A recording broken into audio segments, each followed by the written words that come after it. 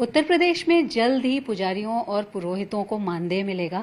इसके लिए रूपरेखा तैयार की जा रही है, इसका प्रारूप तैयार हो रहा है। इसके अलावा एक ही क्लिक पर प्रदेश के सभी धार्मिक स्थलों को उसके बारे में जानकारी भी लोगों को मिल सकेगी। हमारे साथ बात करने के लिए महानिदेशक पर्यटन मुकेश कुमार मेश्राम जी। सर, ये जो पुरोहितों पुजारियों को मानदेय की बात है, तो इसके लिए काम अभी तक कहाँ तक पहुंचा है और क्या इसकी व्यवस्था है? किन लोगों को इसमें शामिल किया जाएगा? 60 साल के ऊपर के पुजारियों या पुरोहितों को बात चलिए। मुख्य रूप से सरकार के संकल्प पत्र में यह सम्मिलित रहा है कि जो वृद्ध संत पुजारी पुरोहित हैं, जिनके कोई आमदनी का जरिया नहीं होता है या निराश्रित हैं, उनको किस तरीके से हम एक मानदेय देकर के प्रतिमाह एक उनके जीवन यापन का आधार बनाएं।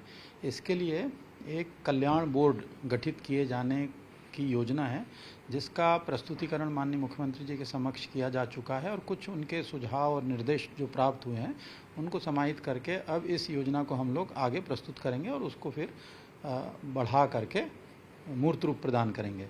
इसके माध्यम से उनको चाहे राशन का हो, मतलब पीडीएस व्यवस्था के जरिए, चाहे उनके स्वास्थ्य के संबंधित हो आरोग्य कार्ड दिला करके, चाहे उनकी जो जीवन यापन का आधार है वो हो, या और भी जो उनकी समस्याएं हैं उन सबको जो है जिला स्तर पर गठित समिति द्वारा उनका चिन्हांकन किया जाएगा और राज्य स्तर की समिति द्वारा उसका फिर अनुमोदन होगा। तो ये कल्याण बोर्ड की एक रूपरेखा है जो आगे हम बढ़ा रहे हैं। सर, जो बड़े मंदिर हैं, जो बड़े धर्मस्थल हैं, उनकी अपनी व्यवस्था है अपने पुजारियों को या जो अर्चक होते हैं उनको लेकर के।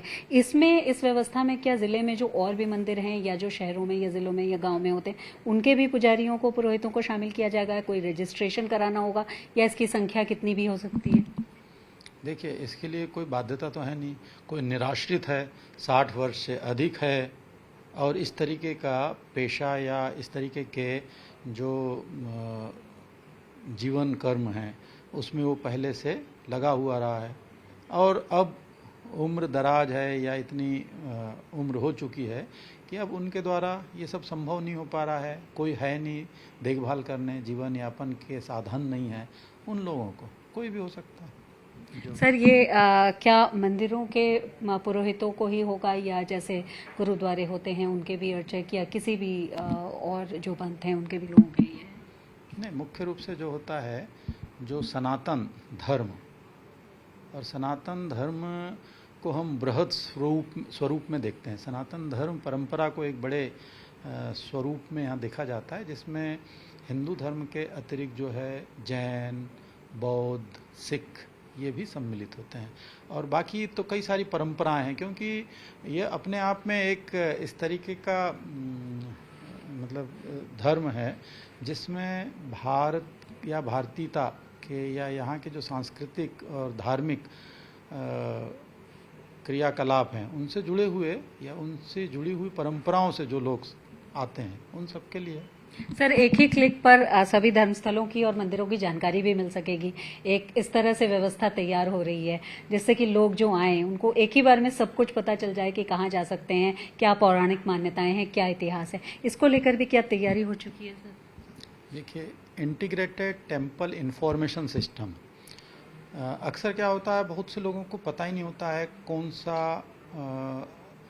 मंदिर कहाँ पर है, लोकेशन आसपास अगर कोई भी आता है, बहुत सारे लोग पर्यटक भी आते हैं, बहुत सारे श्रद्धालु आते हैं।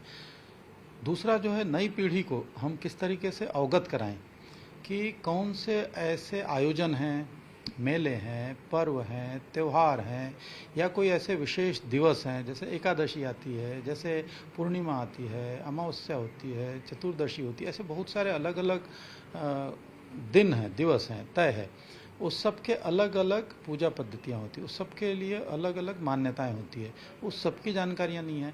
तो हमने पूरे प्रदेश भर की जानकारी इकट्ठा करके एक ये जो पोर्टल है हमारा, ये डैशबोर्ड है, इसमें हम उनका क्षेत्रफल कितना है, वो स्वामित्व किसका है, उसमें कौन कौन से किन किन तिथियों में आयोजन होते हैं, अनुष्ठान होते हैं, कब जाया जा सकता है, कब खुलते हैं, कब बंद होते हैं, लोकेशन कहाँ है, ये सारी सूचनाएं हम लोग उसमें समाहित रखेंगे तो लोगों को इसका उपयोग मिलेगा, फायदा होगा। यानी आने वाले समय में धार्मिक और आध्यात्मिक पर्यटन बढ़ाने में उत्तर प्रदेश में एक तरह से ये भी सहायक होगा। बिल्कुल, ये तो होगा ही ना, क्योंकि सब सारे के सारे आ जाएंगे। जैसे मान लो कोई इको टूरिज्म साइट पे जाता है, कोई मॉन्यूमेंट की साइट पे जाता है या रूरल एग्रो टूरिज्म की साइट पे जाता है और वह धार्मिक आस्था श्रद्धा की दृष्टि से आसपास के किसी मंदिर में जाना चाहता है तो उसको एक क्लिक पे जानकारी हो जाएगी कि आसपास नियर बाय कौन सा मंदिर है। हर किसी के लिए, मतलब सभी को ये जानकारी होगी कि जहाँ पे वो स्थित है, क्योंकि आजकल अक्सर ये हो गया, गूगल बता देता है कि आसपास रेस्टोरेंट कौन सा है, आसपास खाना कहाँ मिलेगा, आसपास मॉल कहाँ है। तो क्यों नहीं ये भी जानकारी होगी भाई आसपास उसके नियरेस्ट परिधि में कौन सा धार्मिक स्थल है। शुक्रिया सर बातचीत के लिए। तो उत्तर प्रदेश में जो मंदिर हैं अब उन तक पहुंचना आसान होगा, एक क्लिक से उनकी जानकारी मिल सकेगी। साथ ही जो पुरोहित हैं, पुजारी हैं, उनके कल्याण के लिए भी यूपी सरकार ने एक पूरी व्यवस्था तैयार की है और उनको उनके 60 साल के ऊपर के पुजारियों पुरोहितों को मानदेय भी मिलेगा। वीडियो जर्नलिस्ट संजय सिंह के साथ शिल्पी सेन, लखनऊ।